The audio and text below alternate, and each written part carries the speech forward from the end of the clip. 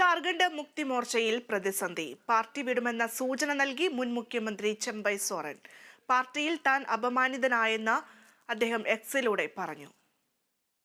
പുതിയ പാർട്ടി രൂപീകരിക്കുക, രാഷ്ട്രീയം ഉപേക്ഷിക്കുക, അല്ലെങ്കിൽ ഏതെങ്കിലും മുന്നണിയിൽ ചേരുക എന്നിങ്ങനെ 3 മാർഗങ്ങളാണ് തനിക്ക് മുന്നിലുള്ളതെന്ന് ചെമ്പൈ സോറൻ എക്സിലൂടെ പറഞ്ഞു. ചെമ്പൈ സോറൻ BJPയിൽ ചേരുന്നുവെന്ന അഭ്യൂഹങ്ങൾക്കിടയിലാണ് കുറിപ്പിലൂടെ തന്റെ നിലപാട് വ്യക്തമാക്കിയത്.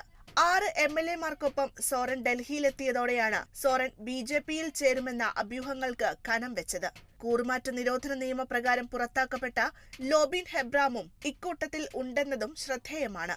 ഏതാനും ദിവസമായി കേന്ദ്രമന്ത്രി ശിവരാജ് സിംഗ് ചൌഹാൻ അടക്കം മുതിർന്ന BJP നേതാക്കളുമായി ചെമ്പൈ സോറൻ ചർച്ച നടത്തിയിരുന്നതായും റിപ്പോർട്ടുകൾ വരുന്നുണ്ട്.